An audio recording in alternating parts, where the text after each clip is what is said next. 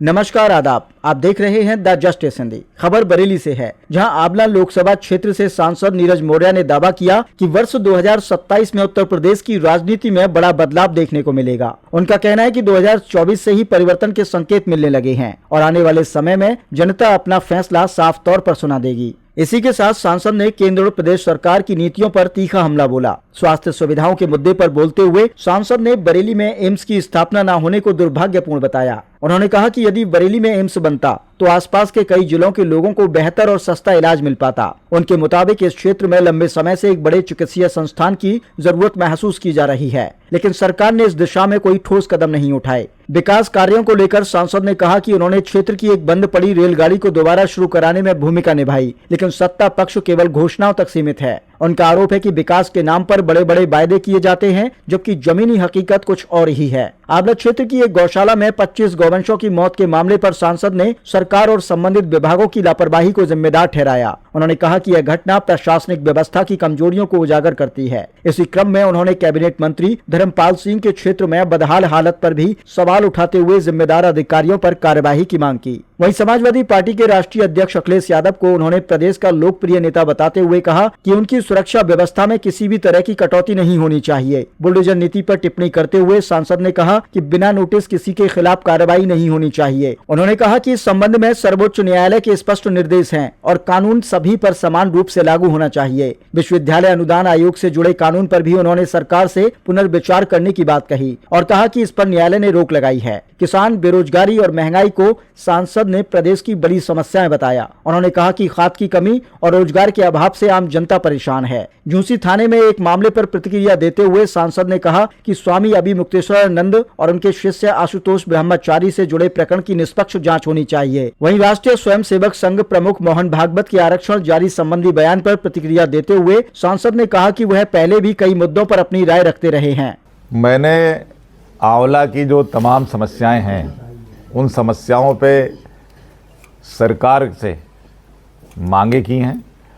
उसमें जैसे यहाँ पे ट्रेनों की अव्यवस्था थी, एक बांधी कोई ट्रेन थी जो पहले चलती थी, बंद कर दी गई थी। वो ट्रेन चालू हुई है, उससे लोग खुश भी हुए हैं, लोगों ने उसके लिए मुझे धन्यवाद भी किया। और एक हमारे यहाँ बहेड़ा करके वो रेलवे स्टेशन है आंवला में, क्या नाम है? रेवती बहेड़ा।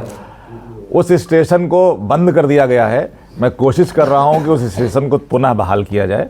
और वहां क्षेत्र के लोगों की ये भी मांग है कि आंवला में रामनगर में एक जैन मंदिर है, बहुत ऐतिहासिक मंदिर है। तो लोगों की इच्छा है कि जो जैन मंदिर वहां पे है, उस नाम से उसको पुनः बहाल करके स्टेशन चलाया जाए। तो इसमें हम लोग प्रयास कर रहे हैं। बाकी वर्तमान में जो हालात हैं, सरकार हम लोगों की बातों पे काम करने को तैयार नहीं है। आपको मैं एक छोटा सा उदाहरण बताऊं। अगर मैं केंद्र में किसी मंत्री को, प्रधानमंत्री को, राष्ट्रपति महोदया को पत्र लिखता हूं, तो उनके पत्रों के मेरे पास जवाब आते हैं लिखित में। लेकिन मैं राज्य सरकार के मुख्यमंत्री जी को पत्र लिखता हूं तो आज तक एक पत्र का मेरे पास लिखित में जवाब नहीं आया।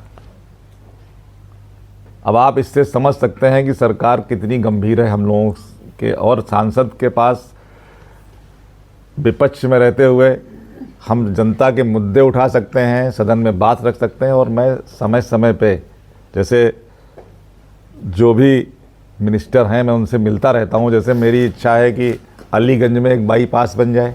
अगर अलीगंज आप कस्बे में कभी गए कि नहीं गए? वहाँ बड़ी स्थिति खराब रहती है। मैंने उसको लिखा, कुछ नहीं हुआ। हमने बरेली में जैसे एम्स की मांग उठाई।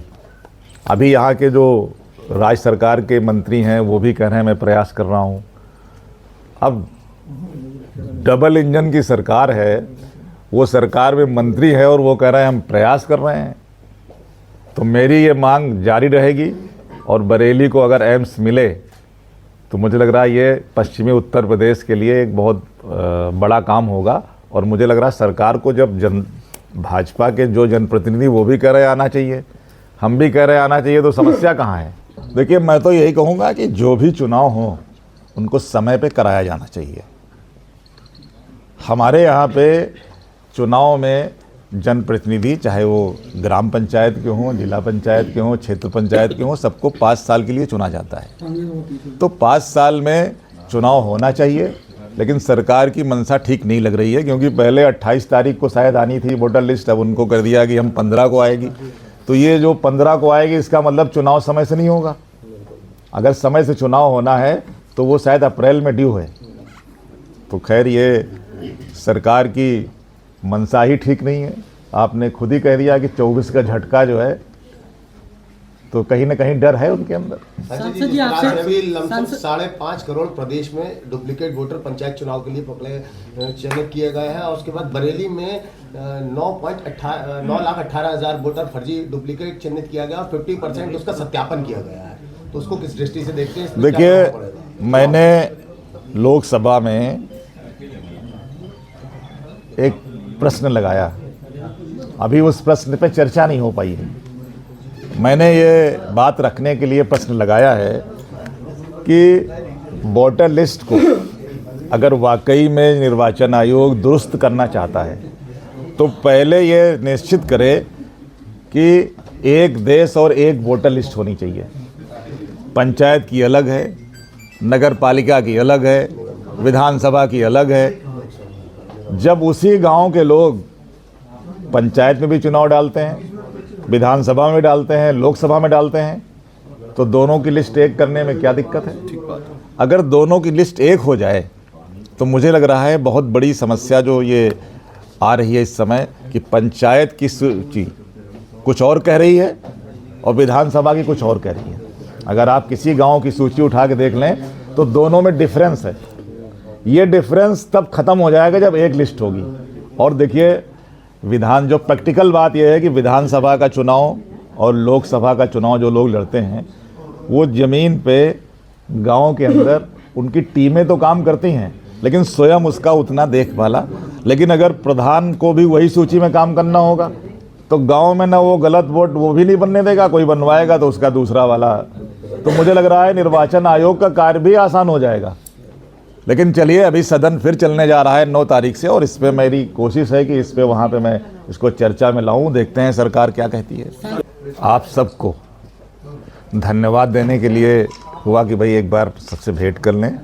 और अभी पिछले दिनों जो बजट का सत्र चला, उसमें हमने कोशिश की कि हमारे क्षेत्र के, बरेली के जो प्रमुख मुद्दे हैं, जो प्रमुख समस्याएं हैं, उनको सदन में रखा जाए। और उसमें काफ़ी हद तक हम लोगों को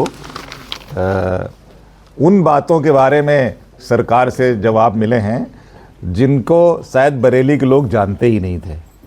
और हमारे प्रश्नों के माध्यम से जो बात सदन में निकल के आई, उसको आप सबने भी प्रमुखता से उठाया। इसके लिए आप सबका बहुत बहुत धन्यवाद। बस इसीलिए हमने आपको आमंत्रित किया कि आप आएँ और सबके साथ चाय पिएंगे हम लोग, क्योंकि आज दिशा की बैठक भी है। आज दिशा की महत्वपूर्ण बैठक है, अभी उसमें हमको शामिल होना है। तो बस इसलिए आप सबका धन्यवाद, आभार।